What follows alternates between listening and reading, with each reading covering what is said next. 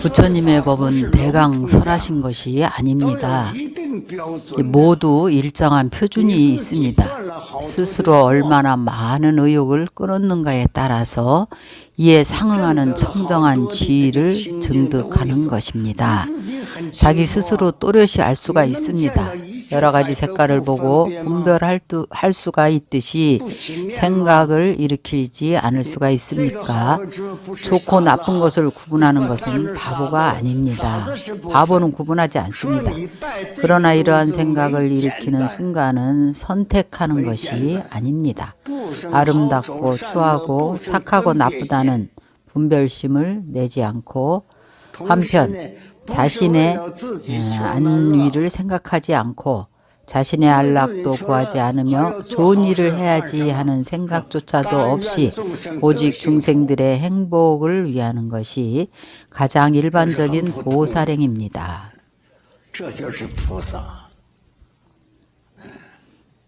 이것이 바로 보살입니다. 만약 이렇게 실천하는 수행자들이 있다면 이것이 바로 진여 실체를 여실히 관조하는 것입니다.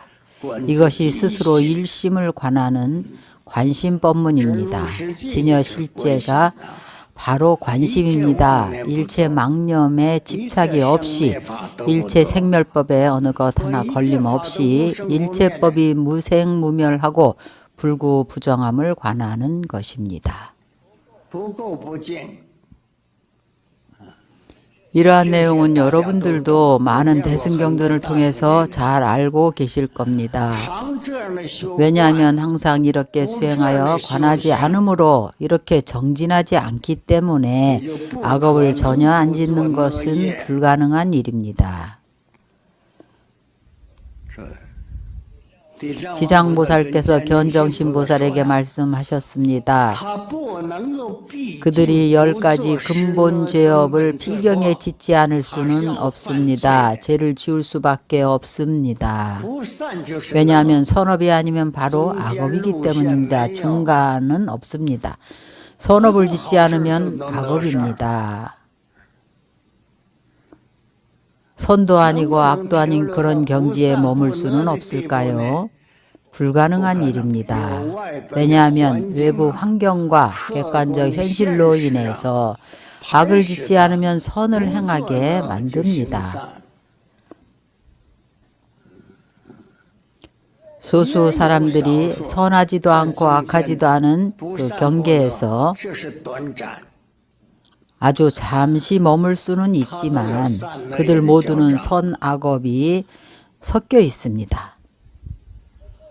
불법승 삼보의 공덕과 그 가표력에 대해서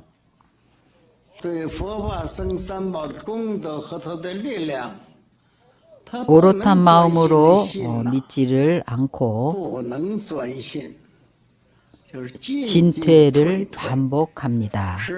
어떤 때는 믿다가 만약 이익에 부합하거나 안락을 얻거나 평정을 얻으면 믿습니다. 삼보님과 불보살님의 가피력을 아주 잘 믿습니다. 그러나 일단 좌절을 만나면 믿지 않습니다. 삼보님이 가피력이 하나도 없다고 하면서 믿지 않습니다. 심지어는 원망을 합니다. 이는 제가 이부승 신자들 뿐만 아니라 우리 출가한 비구 비구니 스님들도 있습니다. 중국 대륙에서 불법을 해멸하는 것은 여러분들도 아마 다 잘 알 겁니다. 1950년부터 1980년까지 30년 동안 사찰을 파괴하고 출가가 허락되지 않고 승려가 되고자 하는 것 자체가 불법이었습니다. 불법을 믿는 것 자체가 범죄였습니다. 이런 상황에서 굳건한 신심을 지킬 수 있었을까요? 이런 상황에서 시박업을 짓지 않을 수 있는지를 보아야 합니다. 어떤 이들은 환속을 해야 했습니다. 차라리 환속만 하면 그나마도 괜찮은데 환속한 후에 중국 공산당의 앞잡이 간부가 되어서 시박업을 지었습니다. 불법을 해멸한 것은 부처님 제자들이었습니다. 왜냐하면 그들이 불법을 가장 잘 알기 때문이었습니다. 그것은 가장 무거운 시박업죄를 지은 것입니다. 삼보의 공덕과 삼보의 이익에 대해서 믿을 수가 있었겠습니까? 믿지 않습니다. 대승, 중승, 소승을 삼승이라고 하는데 불법의 삼승 가운데 하나도 믿지 않습니다. 일정한 방향이 없습니다. 불법에 대한 신심이 없는데 수행을 할 수 있었겠습니까? 수행을 할 수 있었겠습니까? 이런 이유로 당시 저도 삼보의 공덕의 여러 가지 경계를 느끼지 못했습니다. 이러한 가혹한 시기에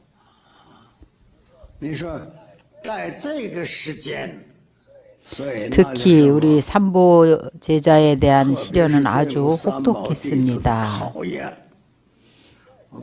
제가 제자는 말하지 않겠습니다. 특히 비구 비구니에 대해서는 시험이 무엇인가 하면 진실로 도에 들어왔는가, 즉 진정한 신앙을 가지고 있는가였습니다.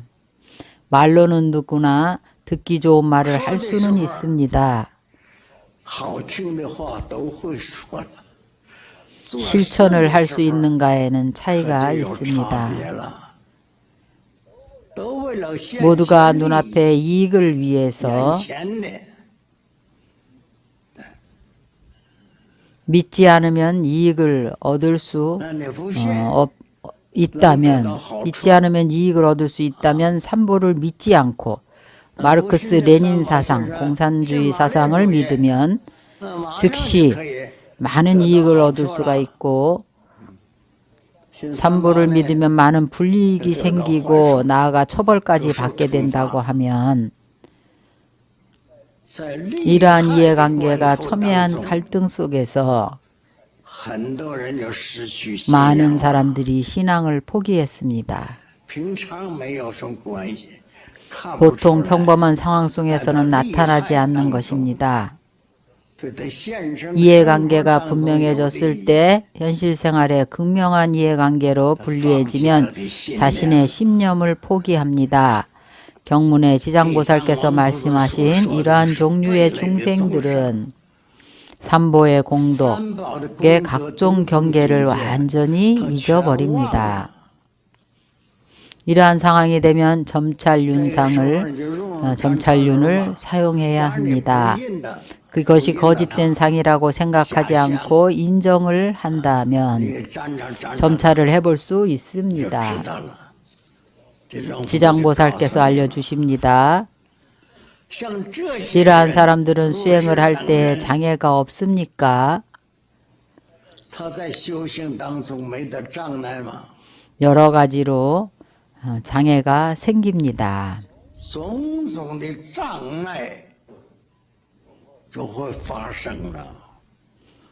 이 말법 시대에는 신심이 견고하지 못하고 여러 가지 장애가 생깁니다. 동시에 근심하고 슬퍼할 일이 많이 있습니다. 걱정하고 근심하고 슬퍼하고 의심하고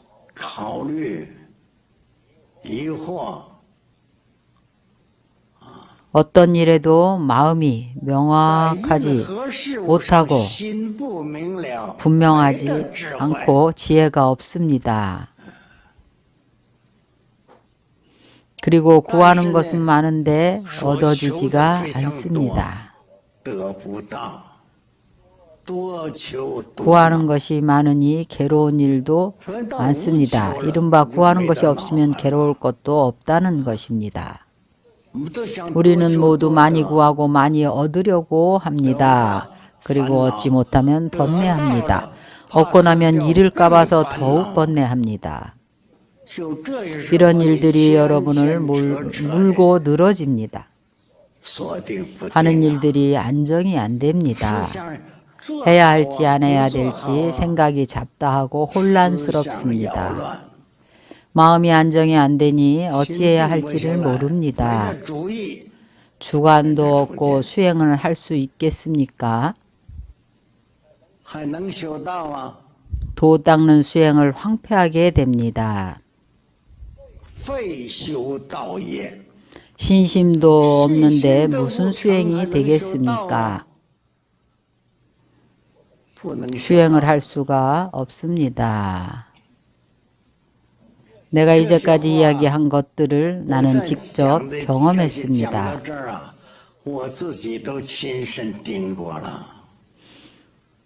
내가 1950년부터 80년까지 30년 동안 겪었던 일들이